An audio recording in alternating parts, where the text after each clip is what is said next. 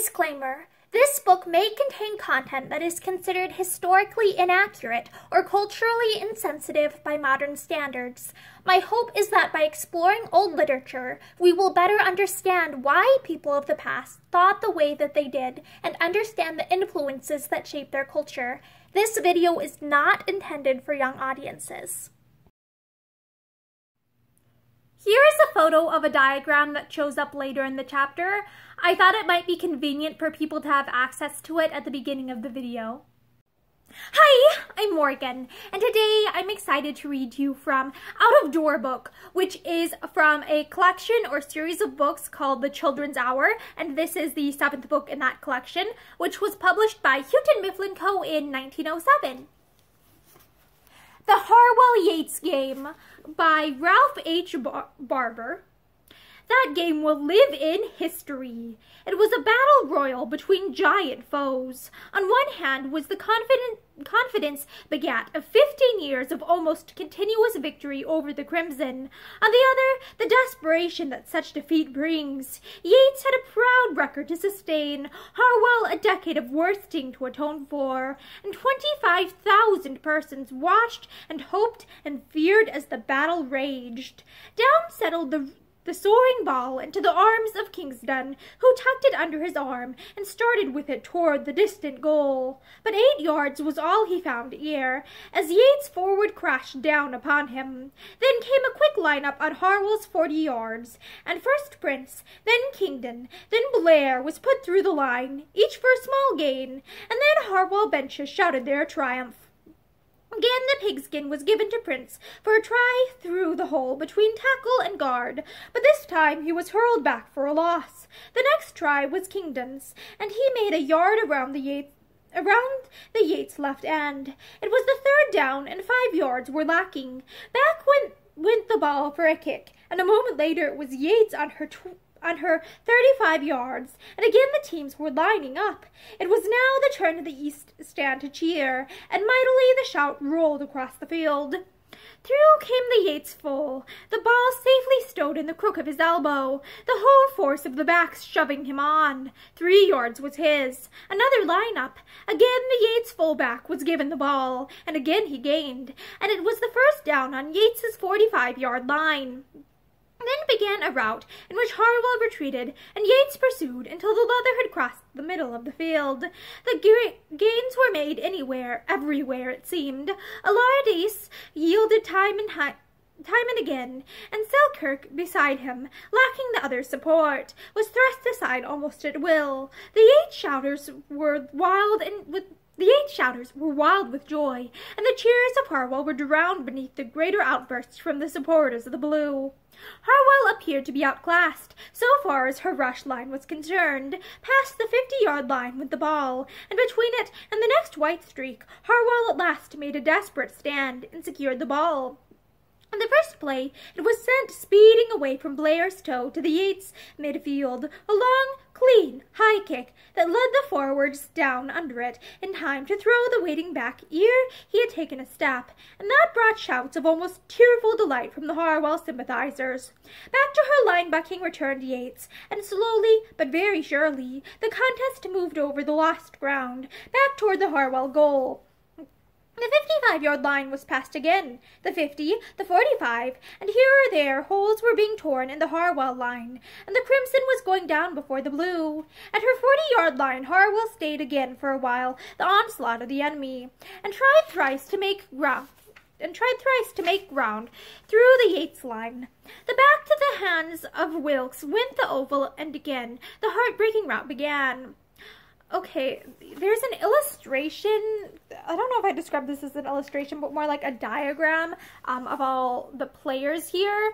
Up here it says Yates, fullback Elton 184, then right halfback Thompson 153, Birch 160, quarterback, left-hand back is Cushing 157. Right end is O'Callaghan 163, right tackle is Ferguson 203, right guard is Morris 197, center is Wilkes 204, left guard Allison 194, left tackle Galt 189, left end Fraser 150, and I think this is supposed to be an illustration of a football.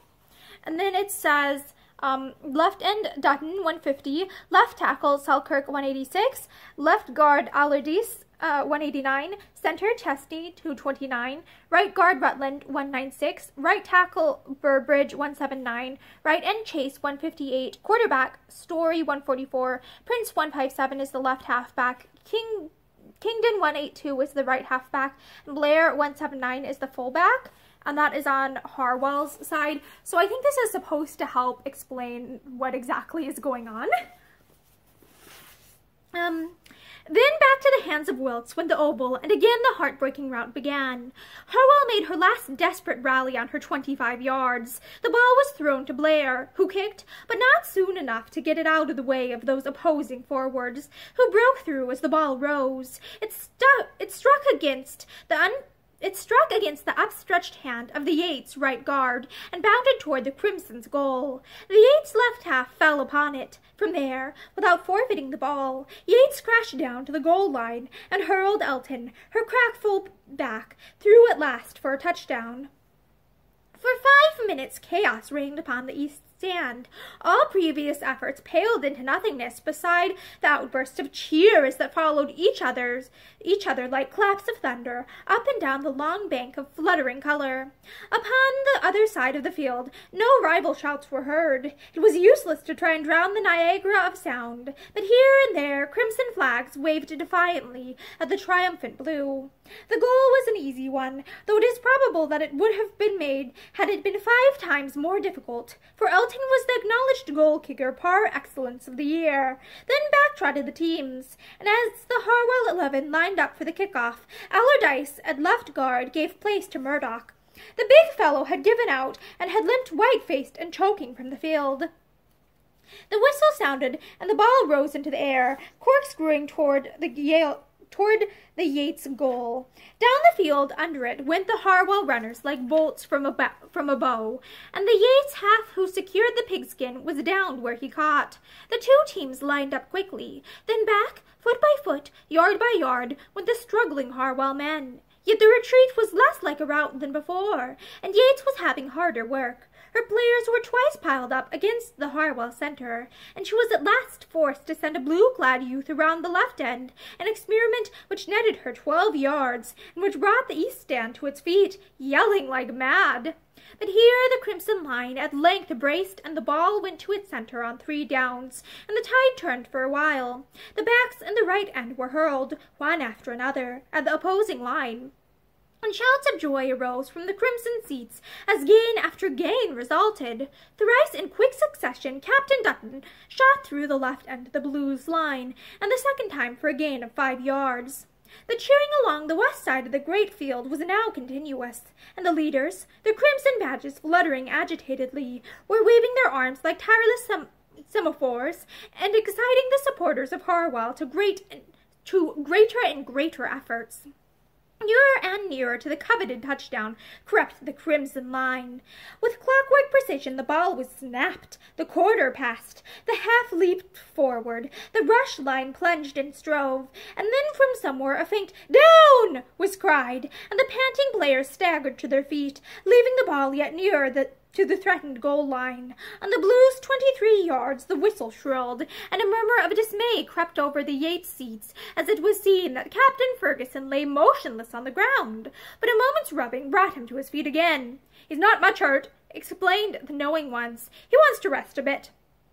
A minute later, while the ball still hovered about the 20-yard line, Yates secured it on a fumbled pass, and the tide ebbed away from the beleaguered posts. Back as before were borne the Crimson warriors, while the Yates forwards opened holes in the opposing line, and the Yates halves dashed and wormed through for small gains. Then fate again aided the Crimson, and on the Blues' 47-yard line a fake kick went sadly ugly, and the runner was borne struggling back toward his own goal before he could cry "Down!" and big Chesney grinned gleefully as he received the leather and bent his broad back above it.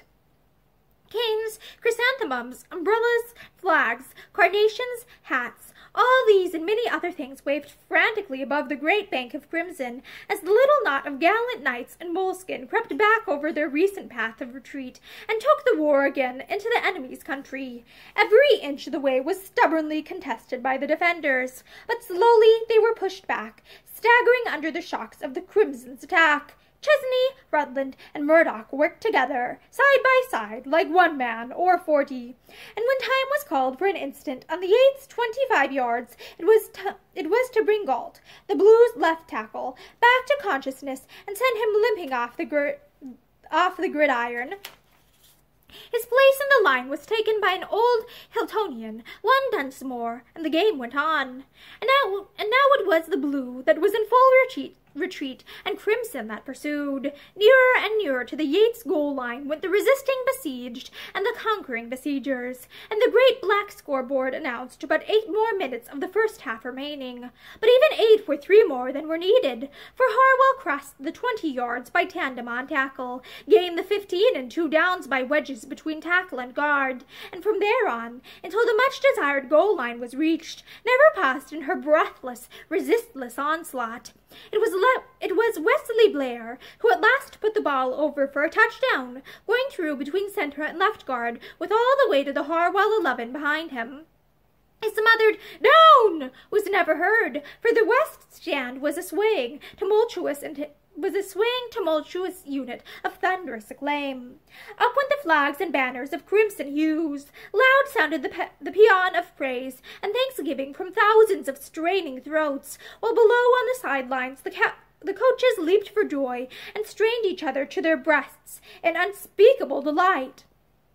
And while the shouting went on, as though never would the frenzied shouters cease, the grim, panting Yates players lined up back of their goal line, on tiptoe, ready at the first touch the ball to the earth to spring forward and, leaping upward, strive to arrest the speeding oval. Prone upon the ground, the ball in his hands, lay Story. A yard or 2 distant, Blair directed the pointing of it. The goal was a most difficult one, from an angle, and long the full black studied and directed, until faint groans of derision arose from the impatient east stand, and the men behind the goal line moved restively. "Lacing to you?" said Blair quietly. Story shifted the ball imperceptibly.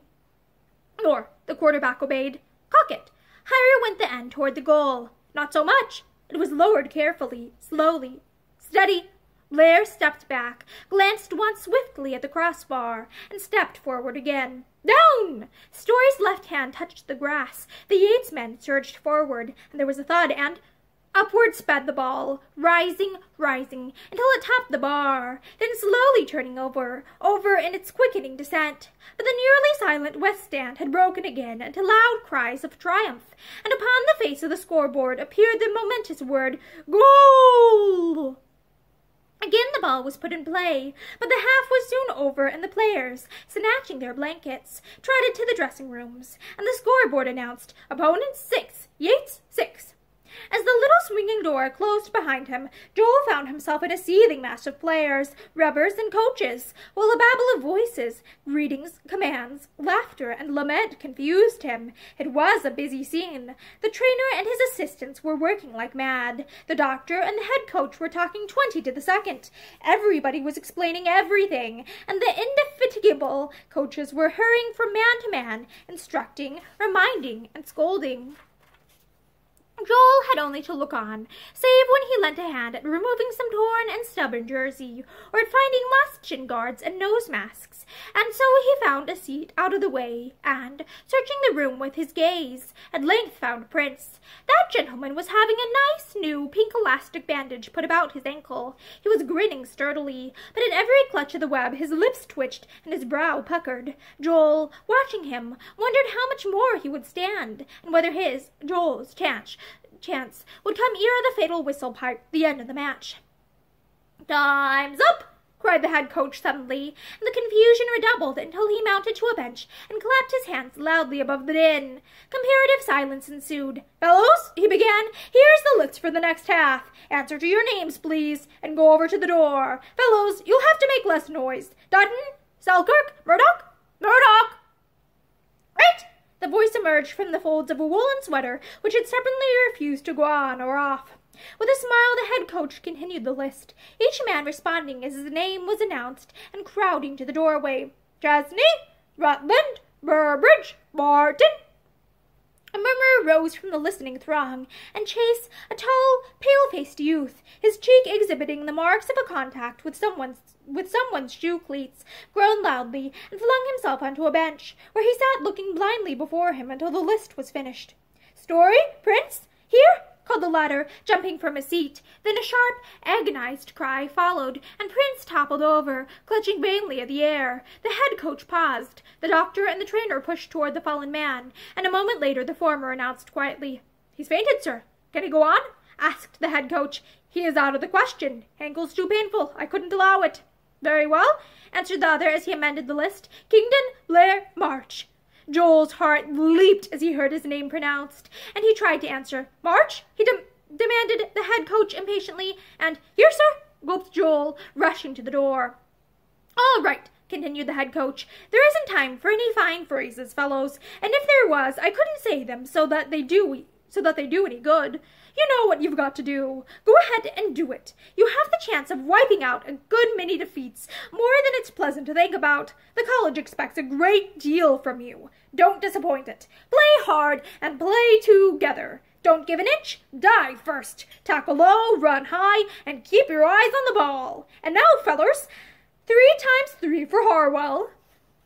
And what a cheer that was! The little building shook, and the men stood on their toes. The head coach cheered himself off the bench, and Joel yelled so desperately that his breath gave out at the last, "Rah!" and didn't come back until the little door was burst open, and he found himself leaping the fence into the gridiron.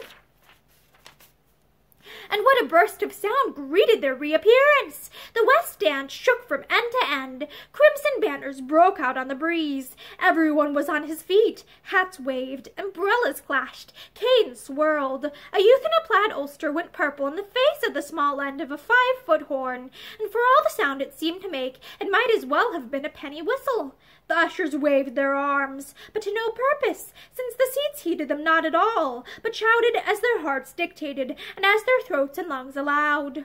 Joel, gazing about him from the field, felt a shiver of emotion pass through him. They were cheering him. He was one of the little band in honor, of which the flags waved, the voices shouted, and the songs were sung. He felt a lump growing in his throat, and to keep down the tears that for some reason were creeping into his eyes, he let drive at a ball that came bumping toward him, and kicked it so hard that Selkirk had to chase it half down the field. "Rah, rah, rah, rah, rah, rah, rah, rah, rah, Harwell! Harwell! Harwell! Rah, rah, rah, rah, rah, rah, rah, rah, rah, Harwell!"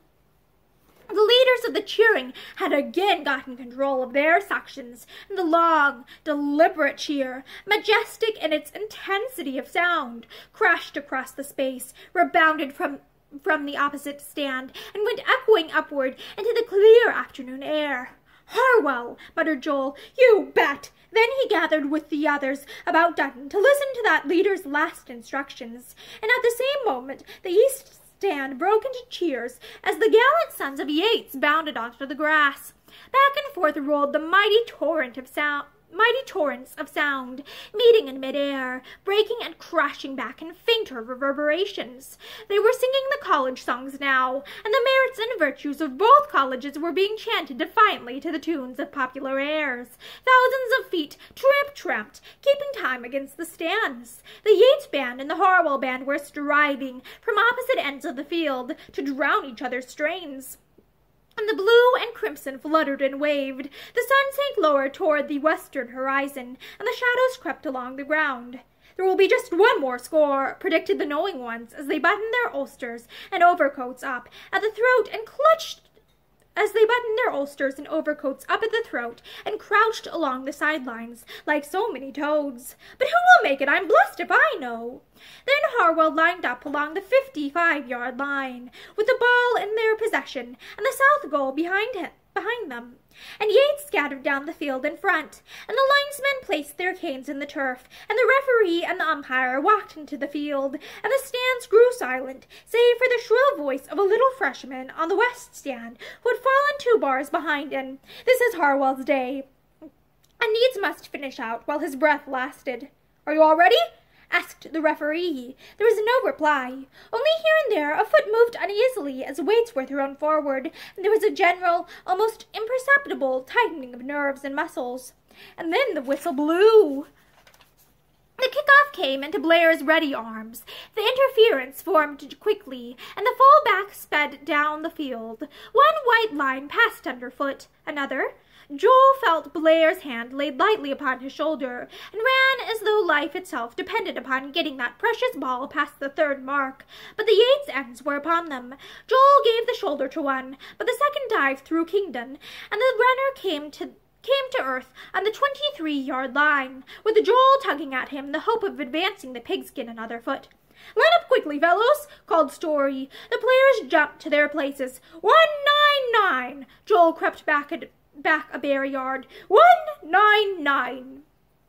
Kingdon leaped forward, snugged the ball under his arm, and, followed by Joel, tried to find a hole inside left end. But the hole was not there, and the ball was instantly in the center of a pushing, grinding mass. Down! No gain! Story, worming his way through the jumble, clapped his hands. Chesney was already stooping over the ball. Joel ran to his position, and the quarter threw a rapid glance behind him. 289! He placed his hand on the center's broad back. 28! The ball was snapped. Joel darted toward the center, took the leather at a hand pass, crushed it against the pit of his stomach, and followed the left end through a breach in the living wall. Strong hands pushed him on. Then he came bang against a huge shoulder, was seized by the Yates right half, and thrown. He hugged the ball as the players crashed down upon him. "They're down," called the referee. 3 yards to gain. "Line up, fellows, line up," called the impatient Story, and Joel jumped to his feet, upsetting the last man in the pile-up, and scurried back. 299! 29! Back sped Blair. Up ran Joel and Kingdon. The line blocked desperately. A streak of brown flew by, and a moment later Joel heard the thud as the full-back's shoe struck the ball. Then down the field he sped, through the great gap made by the Yates forwards. The Harwell ends were well under the kick, and stood waiting grimly beside the Yates full-back as the ball settled to earth. As it thudded against his canvas jacket, and as he started to run, 3 pairs of arms closed about him, and he went down in his tracks. The ball lay on Yates's 53-yard line. The field streamed up. The big Yates center took the ball. Joel crept up behind the line, his hands on the broad canvas-covered forms in front, dodging back and forth behind Murdoch and Selkirk. 26, 57, 38, 19.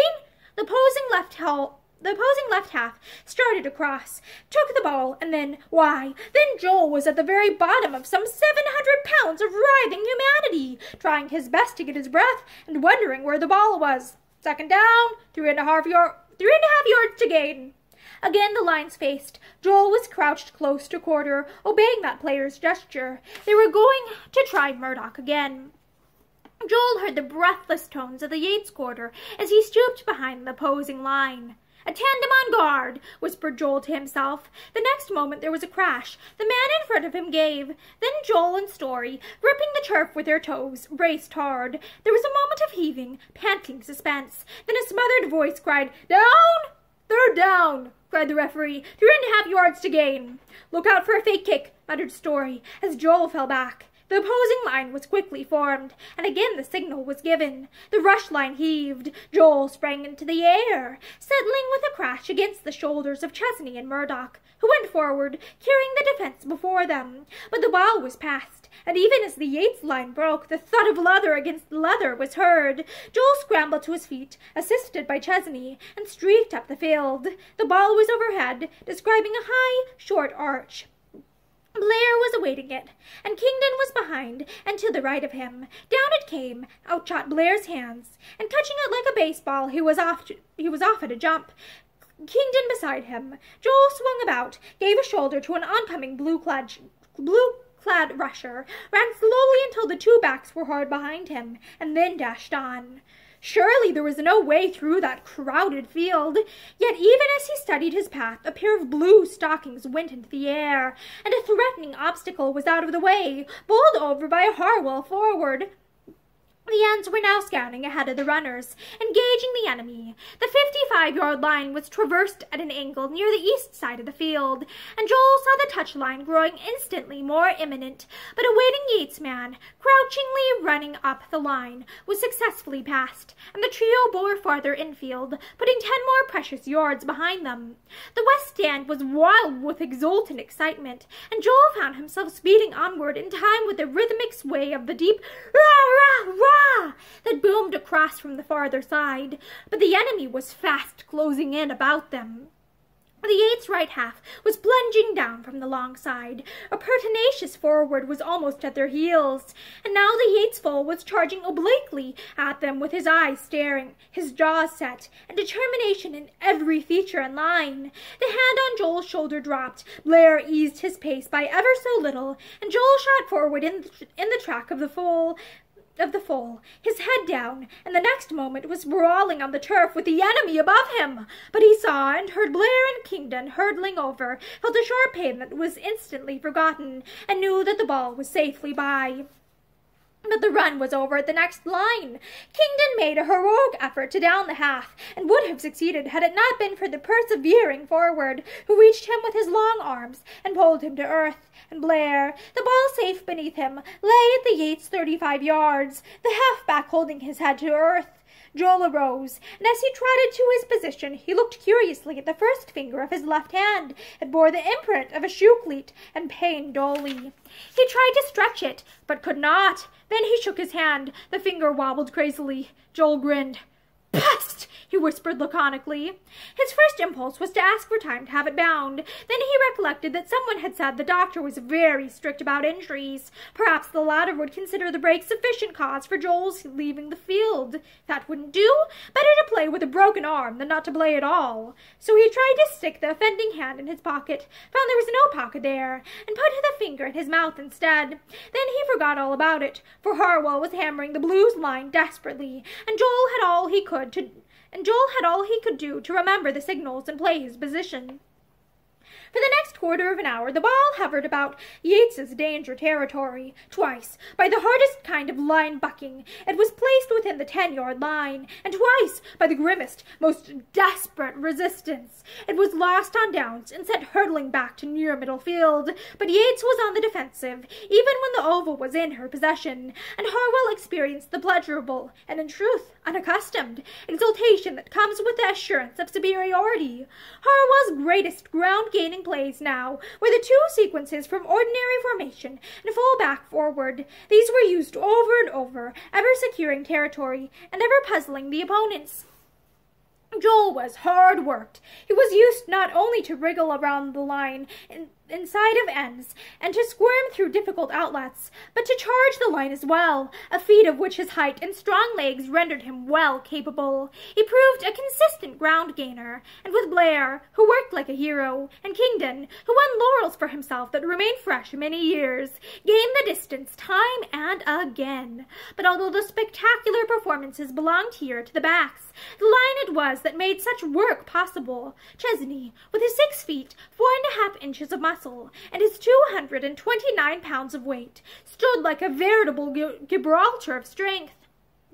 Beside him, Rutland was scarcely less invulnerable, and Murdoch, on the other side, played like a veteran, which he was not, being only a 19-year-old sophomore, with but 167 pounds to keep him from blowing away. Selkirk gave way to Lee when the half was 2/3 over, but Burbridge played it out, and then owned up to a broken shoulder bone, and was severely lectured by the trainer, the head coach, and the doctor in turn, and worshipped by the whole college. Captain Dutton played a dashing, brilliant game at left end, and secured for himself a re-election that held no dissenting vote. And Barton, at the other end of the red line, tried his best to fill the place of the deposed Chase, and if he did not fully succeed, at least failed not from want of trying.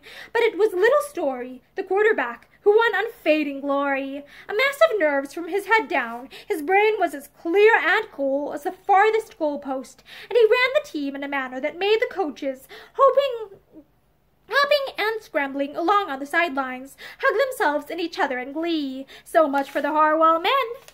As for Yates, what words are eloquent enough to do justice to the heroic, determined defense she made there, under the shadow of her own goal, when defeat seemed every moment waiting to overwhelm her. Every man in that blue-clad line, and back of it was a hero, the kind that history loves to tell of. The right guard, Morris, was a pitiable sight as, with white, drawn face, he stood up under the terrific assault, staggering, with half-closed eyes to hold the line. Joel was heartily glad when, presently, he fell up against the big Yates center after a fierce attack at his position, and was supported, half-fainting, from the field. The substitute was a lighter man, as the next try at his position showed, and the gains through the guard tackle hole still went on. Yates's team now held 4 substitutes, although with the exception of Douglas, the substitute right guard, none of them were perceptibly inferior to the men whose places they took. The cheering from the Harwell seats was now continuous, and the refrain of "Glory, glory for the Crimson" was repeated over and over. On the east stand, the Yates supporters were neither hopeless nor silent. Their cheers were given with a will and encouraged their gallant warriors to renewed and ever more desperate defense. The scoreboard proclaimed the game almost done. With 6 minutes left, it only remained, as it seemed, for Yates to hold the plunging Crimson once more, and the last ditch to keep the game a tie, and so win what would, under the circumstances, have been as good as a victory. Oh, and here is, I believe, this looks almost like a photograph of some sort, either that or a very good illustration, and it says, "Glory, glory for the Crimson," was repeated over and over. Down came the Harwell line once more to the 20 yards, but here they stopped, for on a pass from quarter to left half, the latter, one Joel March of our acquaintance, fumbled the ball, dived quickly after it, and landed on the Yates left guard, who had plunged through and now lay with the pigskin safe beneath him. It is difficult to either describe or appreciate the full depth of Joel's agony as he picked himself up and limped back to his place. It was a heart-tearing, blinding sensation that left him weak and limp, but there was nothing for it save to go on and try to retrieve his fatal error.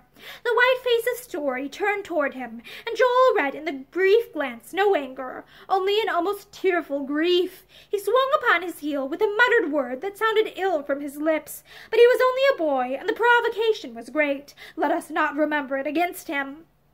The Yates center threw back the ball for a kick, and Joel went down the field after it. As he ran, he wondered if Story would try him again. It seemed doubtful, but if he did, Joel ground his teeth. He would take it through the line. They would see, just to give him one chance to retrieve that fumble. A year later, and he had learned that a mistake, even though it lose the game for your side, may in time be lived down. But now that knowledge was not his, and a heart-rending picture of disgrace before the whole college presented itself to him. Then Blair had the ball, was off, was tackled near the sideline under the Yates stand, and the 2 teams were quickly lined up again. The cheers from the friends of the blue were so loud that the quarter's voice, giving the signal, was scarcely to be heard. Joel crept nearer. Then his heart leaped up into his throat and stood still. 7, 1, 2... There was no mistake. It was left half's ball and a double pass for a run around the right end. The lineup was within 8 yards of the east side line. The play was the third of the second sequence, in which Joel, with the other backs, had been well instructed, and his chance of success lay in the fact that it had the appearance of a full-back punt, or run around the long side of the field. Joel leaned forward, facing the left end. Blair crept a few feet in. 7, 1, began the quarter. The ball was snapped. Blair ran 3 strides nearer. The quarter turned, and the pigskin flew back. Joel started like a shot, seized the ball from the fullback's outstretched hands, and sped toward the right end of the line. The right half crossed in front of him. The right end and tackle thrust back their opponents. The left tackle and guard blocked hard and long. Blair helped the right half in his diversion of the left end, and Joel, with Dutton interfering and Blair a stride behind, swept around the end. The only danger was in being forced over the touchline, but the play worked well, and the opposing tackle seemed anchored. The Yates end, from his place back of the line, leaped at them, but was upset by Dutton, and the 2 went down together. The opposing left half bore down upon Joel and Blair, the latter speeding along at the runner's side, and came at them with outstretched arms. Another moment, and Joel was alone. Story and the half were just a mass of waving legs and arms many yards behind. Joy was the supreme sensation in Joel's breast. Only the Yates fullback threatened. The ball was safely clutched in his right arm. His breath came easily. His legs were strong, and the goal posts loomed far down the field and beckoned him on. This, he thought exultingly, was the best moment that life could give him.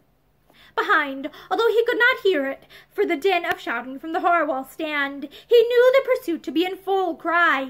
He edged farther out from the dangerous touchline and sped on.